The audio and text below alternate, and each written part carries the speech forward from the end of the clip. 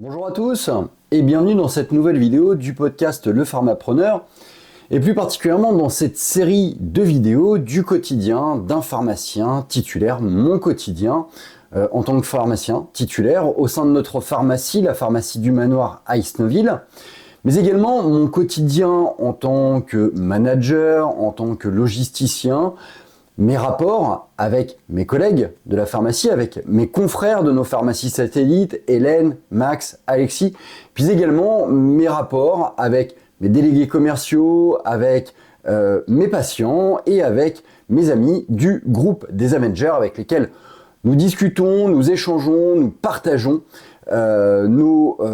notre travail sur la gestion d'un certain nombre de laboratoires, principalement grossistes, répartiteurs et génériqueurs, mais également un certain nombre de labos que nous travaillons en direct. Bref, je te parle de mon quotidien, le but c'est de trouver et de te présenter mes problématiques, de te présenter également mes solutions.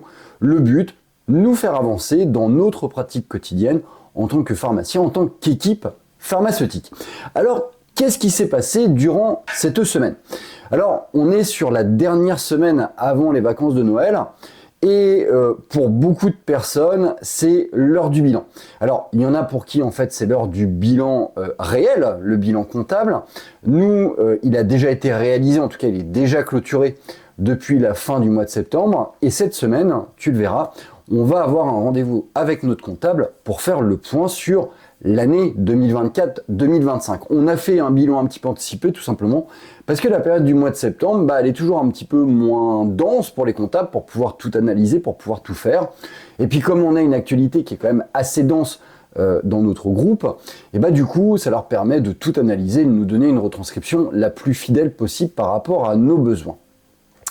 Du coup, c'est l'heure du bilan par rapport aussi au laboratoire, faire le point un petit peu sur la manière dont on a travaillé, certains labos sur l'ensemble d'une année civile, voir un petit peu comment ont fonctionné les partenariats, voir comment fonctionnait l'obtention des différentes remises, voir aussi comment s'est passé le sell-out et le sell-in sur certains types de laboratoires, voir les différentes actions promotionnelles, comment elles ont fonctionné.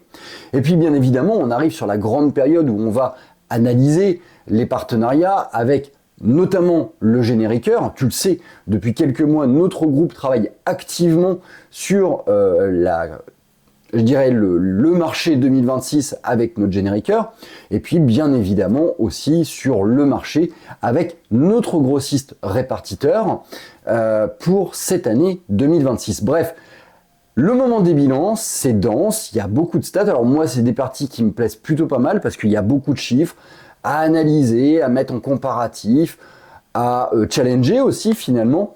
Et puis, comme tu le sais, depuis quelques temps, avec mon collègue Marc-Antoine, on réfléchit, là encore, sur la base de chiffres, à établir une stratégie économique, commerciale, éthique, dynamique pour compenser une baisse future de notre axe de rémunération qui est la remise sur générique. Comme tu le sais, si tu suis l'actualité pharmaceutique, il y a eu un décalage dans la volonté de la part du gouvernement de taper sur les remises commerciales que nous réussissons à obtenir par le laboratoire générique.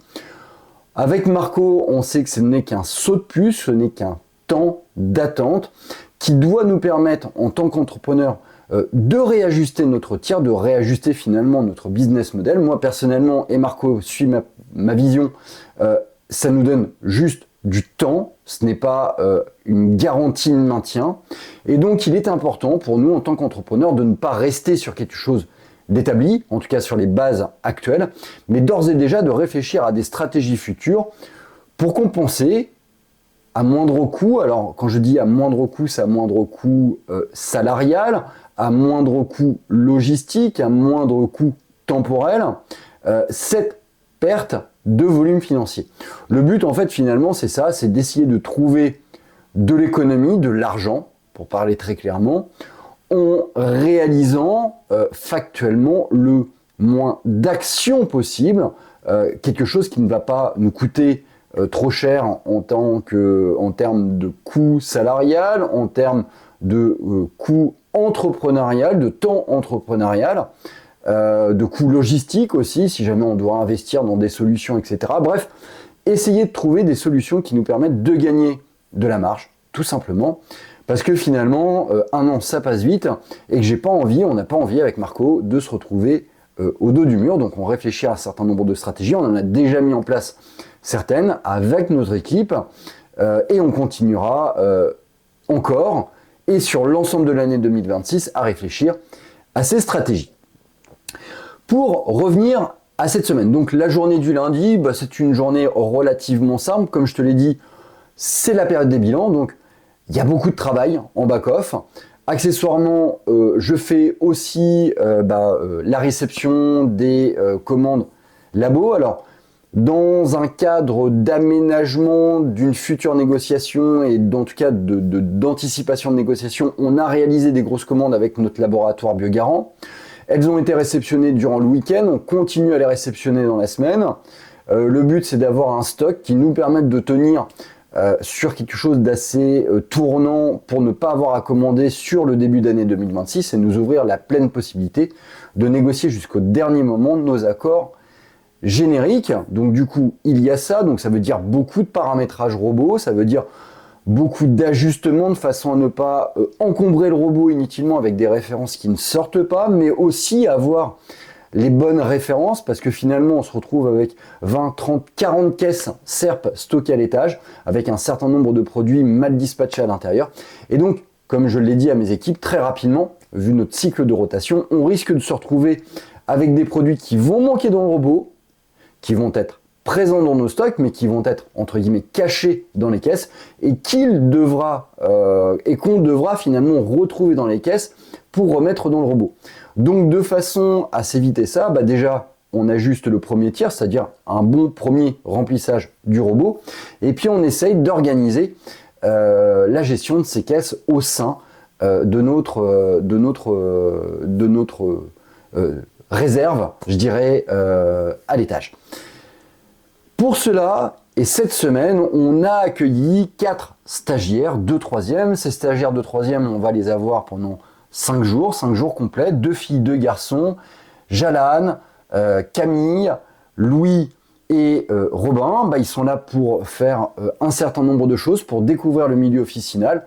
C'est pas forcément la période la plus facile, parce qu'on est amené à gérer beaucoup de choses en ce moment, beaucoup de back-off. On est peu finalement sur l'aspect vraiment purement pharmaceutique, en tout cas moi au niveau de la partie titulaire. Ceci étant, on avait préparé une grosse mise à jour des prix de vente TTC sur le front office, donc du coup, grosse mise à jour des prix sur l'espace de vente.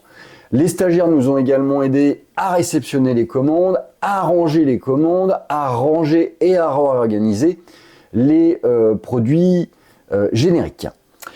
Dans cette journée du lundi, en dehors du comptoir, en dehors des pointages de factures, en dehors de tout ce qui est logistique, sécu, mutuelle, j'ai également audité le laboratoire Viatris, anciennement Mylan.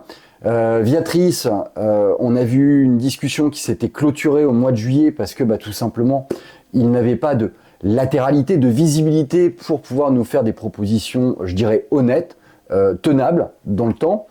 Ils sont revenus vers moi assez récemment pour voir un petit peu s'il y avait moyen de rentrer dans l'équation. Si tu suis régulièrement ces vidéos, ma réponse avait été simple, c'est que c'est difficile finalement à quelques semaines de la clôture du marché de revenir sur quasiment 4-5 mois d'absence. Ceci étant par respect, par éthique, et puis aussi parce que Mylan est un partenaire avec lequel je travaille malgré tout depuis de nombreuses années et que je respecte dans la démarche, j'ai quand même voulu les rencontrer. Donc on a eu une discussion ouverte, intéressante avec 2 professionnels du générique, je dirais, Christian Poitvin et sa collègue. J'ai eu une discussion sur l'évolution du générique, sur la vision de Viatris, sur tous les services qu'il pouvait apporter, sur les conditions commerciales également qu'il pouvait nous fournir. Une discussion d'1h30 très technique, très intéressante aussi, avec beaucoup d'informations, qu'elles soient sur le laboratoire Viatris, qu'elles soient également sur l'ensemble, je dirais, du marché générique. Maintenant, toutes les informations ont été prises, retranscrites auprès de mon groupe. Moi-même, je les analyse pour ma propre structure, pour ma boîte, mais également pour les pharmacies satellites. Un petit débrief va être réalisé soit à la fin de la semaine, soit au début de la semaine prochaine. Voilà pour cette journée du lundi, si je veux la résumer, du comptoir, de l'administratif, de la logistique, du management avec des stagiaires de 3e et ce grand rendez-vous avec le laboratoire Mylan. Mardi, on reprend à peu près la même journée finalement. Toujours du bilan, toujours de l'administratif, toujours de la logistique et de l'encadrement de stagiaires de 3e. Associé à ça, un grand rendez-vous téléphonique avec le laboratoire Teva qui me présente les dernières conditions de marché. Donc encore une fois, un dialogue construit, intelligent, pertinent, orienté pour ma pharmacie mais également pour mon groupe. De l'analyse au niveau des molécules d'exclusion, un rapport par rapport à mon mix produit, par rapport à mon catalogue de commandes finalement. Encore une fois, reprise des informations, retranscription auprès de mon groupe. Et puis cette journée du mardi, elle suit son rythme, je dirais, avec la réalisation du marché, avec la finalisation de la formation sur l'accompagnement du patient, la fameuse formation triennale que l'on doit réaliser, que l'on est en train de réaliser avec Atoufarm, de la logistique robot, de l'optimisation, de l'analyse de chiffres. Bref, une journée, encore une fois, extrêmement dense, beaucoup d'administratifs, beaucoup de statistiques, beaucoup d'analytiques. On passe ensuite à la journée de mercredi. La journée de mercredi, comme tu le sais, le matin, je travaille pas ou peu. Alors, pour le coup, moi, je suis en phase de repos au niveau sportif, donc pas de course à pied. Et puis finalement, ça tombe très bien parce que au-delà de ça, j'ai du travail, et notamment sur des informations Biogarant. En effet, mes collègues, Marc de la pharmacie de Sainte-Opportune, la pharmacie d'Ouville-la-Rivière,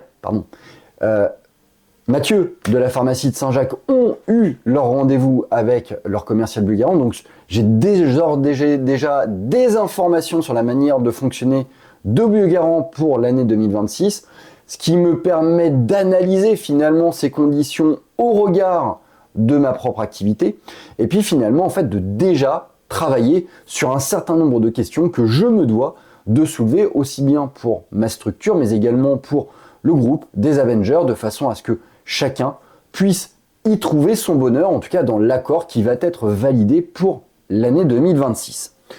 La suite de cette journée du mercredi, au-delà de cette empreinte importante de l'analyse statistique des laboratoires génériqueurs pour l'année 2026, c'est également un passage au niveau de la banque, avec la BNP, avec lesquelles on a renvoyé les offres de prêt signées pour l'achat de la maison que nous avons fait et qui va être rattaché dans un délai moyen à long terme vis-à-vis de notre pharmacie. Comme je te l'ai expliqué, cet achat de maison, il y a eu bien évidemment une volonté patrimoniale derrière, mais aussi une volonté stratégique, c'est-à-dire que dans un délai moyen de 2 à 3 ans, on va dire, il va y avoir un déplacement de toute la partie administrative de notre pharmacie vers cette structure, de façon à gagner de l'espace commercial dans la structure actuelle en fait, et finalement gagner au niveau de l'économie globale de notre officine, moyennant un réaménagement, ce qui m'a permis également d'introduire vis-à-vis de notre conseillère bancaire Stéphanie Schmitt, que je remercie d'ailleurs pour toute cette année 2025, pour sa participation, sa collaboration à l'ensemble des projets qu'on a pu mener avec elle, la possibilité de la souscription d'un nouveau prêt. Alors, comme je disais à Marco, c'est quand même assez marrant, parce que finalement, il y a 13 ans, on était en train de réclamer un prêt auprès d'un certain nombre de banques pour notre activité. Maintenant, on a quasiment épuré tous nos prêts, en tout cas tous nos prêts principaux pour la pharmacie. Et là, maintenant, c'est plutôt les banques qui nous demandent, en nous disant, écoutez, dites, vous n'auriez pas besoin de faire un prêt pour votre structure. Bref, la roue tourne, c'est marrant. Et puis finalement, c'est quand même assez agréable. Cette journée du mercredi, elle a été forcément riche en distribution. On en a profité également pour faire un gros point avec mes collègues pharmaciennes autour d'un certain nombre de thématiques, notamment au regard des différentes informations que Marc-Antoine peut récupérer lors des CPL, notamment tout ce formalisme extrêmement lourd qui est en train de se greffer à l'activité pharmaceutique. J'en profite également pour vous sensibiliser à la réalisation d'un livre blanc sur, je dirais, l'optimisation de la manière de travailler en pharmacie, la disparition d'un certain nombre de tâches chronophages et inutiles. Bref, lisez-le, informez-vous, validez-le et puis soutenez-le tout simplement parce que je trouve que c'est un projet extrêmement pertinent à un moment donné où on cherche à gagner de l'argent, en tout cas à limiter la perte d'argent. Il y a certes nos négociations commerciales qui doivent rentrer en jeu parce qu'on est des commerçants et parce que qui dit commerçant dit discussion commerciale, mais on est aussi des chefs d'entreprise et un chef d'entreprise pour optimiser finalement sa marge, on va optimiser les charges. Et quelle est la meilleure manière d'optimiser ces charges? C'est finalement de mieux utiliser le temps salarial. Et le temps salarial, il est mieux utilisé à partir du moment où déjà en fait vous retirez toutes les tâches inutiles, ingrates et non rémunératrices. Et c'est à ça que sert cette démarche, finalement, générer de l'économie par une optimisation, par une amélioration, une efficience finalement dans notre activité pharmaceutique pour vous, mais également pour vos équipes. Autre thématique développée avec mon équipe de pharmaciens adjoints, bien évidemment la gestion des vaccins anti-grippe et puis la mise en place d'une procédure de retour du matériel médical. En effet, depuis quelques temps, on a un certain nombre de patients indélicats qui nous ramènent du matériel sur lequel il manque des accessoires. Alors, jusqu'à présent, on fonctionnait sous un principe de confiance, c'est-à-dire qu'on réceptionnait le produit sans trop faire attention à la nature même du produit restitué. Et puis, bien souvent, malheureusement, là, sur les derniers temps, on s'est rendu compte qu'il nous manquait des accessoires, un chargeur, un câble, un filtre. Et tout ça, ça a un coût. Et surtout, en fait, ça nous met dans un espèce de porte-à-faux vis-à-vis du patient, à devoir le rappeler en lui disant, il nous manque ça. Des patients qui, de bonne foi ou de mauvaise foi, nous disent, non, moi, je l'avais pas, je me suis débrouillé avec. Bon, bref, quand on a un tire-lait pendant quasiment 6 mois sans chargeur, je doute qu'il ait fonctionné pendant 6 mois d'une manière continue sans le dit chargeur. Et quand la personne nous dit je ne l'ai pas eu, alors il y a deux choses qui peuvent être présentes. Soit elle ne l'a pas utilisé, ok, elle n'a pas fait gaffe et puis il l'a pas utilisé, donc du coup voilà. Soit en fait elle se fout carrément de notre gueule. Voilà, bref, un porte-à-faux qui était absolument pas soutenable et qui a justifié la mise en place de cette procédure.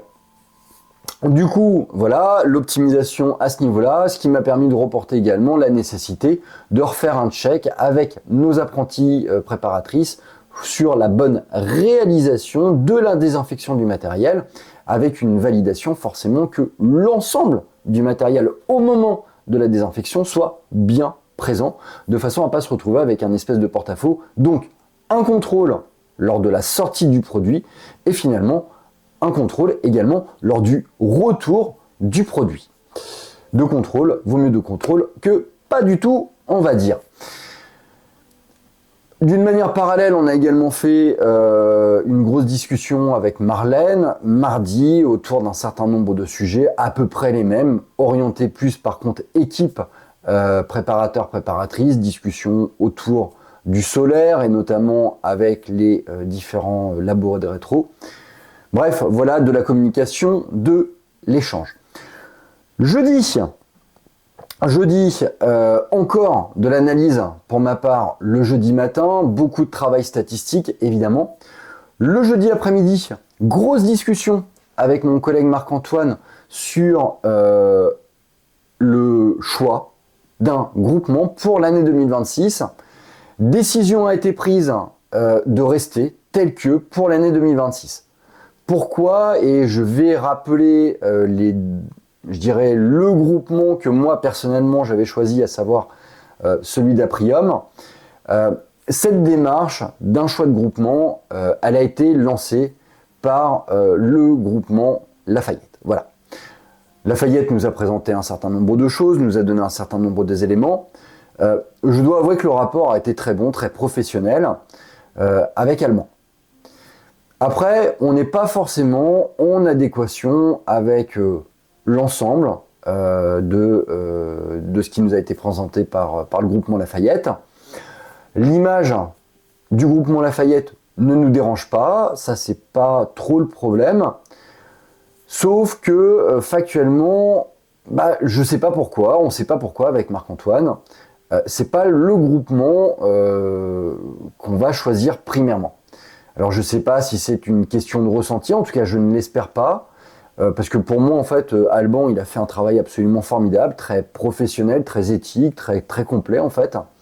Je pense que c'est plutôt par rapport à la crainte d'un accompagnement qui serait pas forcément celui qu'on recherche exactement dans notre démarche. Après, il y a le groupement Aprium, et c'est celui vers lequel je me serais tourné si notre volonté n'avait pas été de nous tourner vers le groupement LC. Parce qu'en fait, en vérité, si je veux être totalement franc, le groupement qui nous a le plus séduit, qui nous a le plus intéressé dans sa démarche, dans sa présentation, dans son actualité, dans ses services et même dans l'échange que j'ai pu avoir avec la représentante, c'est le groupement LC. Sauf que au moment où on a rencontré le groupement LC, on ne répondait pas à l'ensemble des paramètres nous permettant de rentrer dans le groupement LC. Voilà, ça c'est bien fait. Par contre, les informations qui nous ont véhiculées, très clairement, nous ont permis de nous relancer. Ça nous a challengé, ça nous a donné des dynamiques, des informations qui nous ont permis de nous relancer. Actuellement, on est avec Unifarm. Comme je l'ai dit dans l'ensemble de ces vidéos, je n'ai aucun grief contre Unifarm, si ce n'est celui de dire que Unifarm nous accompagne dans ce qu'on est, mais ne nous pousse pas vers ce qu'on pourrait être. Voilà, ça c'est mon seul reproche que j'ai vis-à-vis d'Unifarm. Ceci étant, Marco a énormément réformé la structure même de la pharmacie, un réagencement, la rentrée de nouvelles gammes, une nouvelle dynamique de gestion, de suivi avec mes collègues également, suivi labo, suivi des BRI, suivi des remises arrière.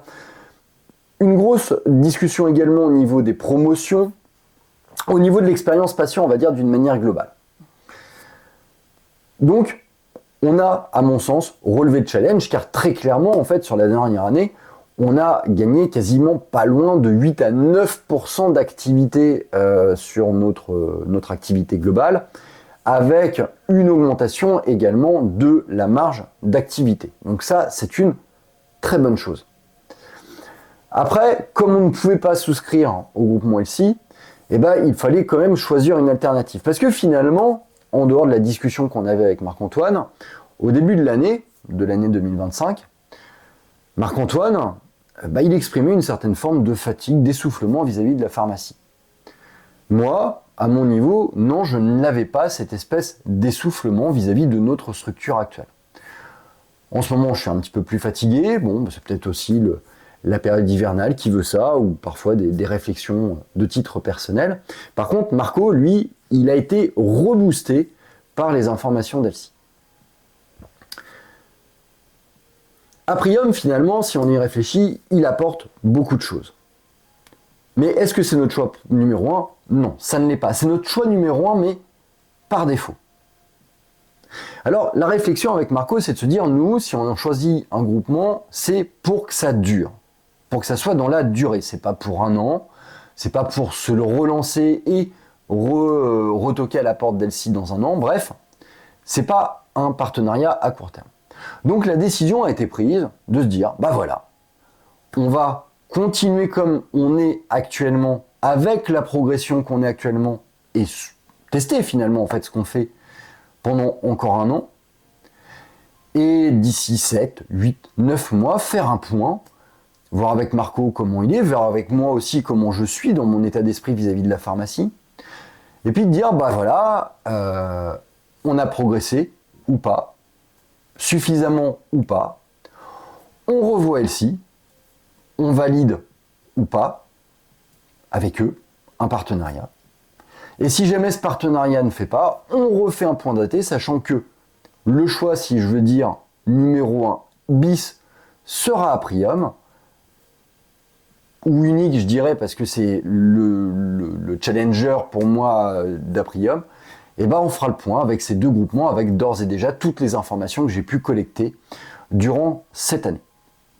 Voilà, donc grosse discussion, et dans les prochains jours, je m'en vais recontacter les différents interlocuteurs que j'ai pu voir de ces groupements de façon à les tenir informés d'un point de vue éthique, pour les remercier déjà par rapport à leur travail, par rapport à l'investissement, et pour les prévenir de notre choix. La journée du jeudi n'aurait pas été complète sans mon rendez-vous Biogarant, où très clairement Biogarant rabat l'ensemble des cartes du marché générique avec une proposition totalement inédite, en tout cas dans sa forme. Après, pour être très honnête, si on regarde le fond, il n'y a pas de grosses nouveautés. Mais force est de constater que Biogarant a travaillé sur un certain nombre d'items qui leur avaient été demandés, c'est-à-dire une simplification, je dirais, de leur manière de travailler. Après, c'est vrai que le revers de la pièce, cette simplification nous donne finalement moins de latéralité pour aller chercher ailleurs d'autres partenariats. On va pas se plaindre, c'est finalement en fait ce qu'on attendait.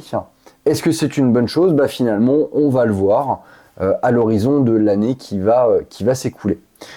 Du coup, 1h30 de rendez-vous, discussion un petit peu autour de 2025, sachant que l'ensemble de l'année 2025 sera analysé sur un premier rendez-vous de janvier.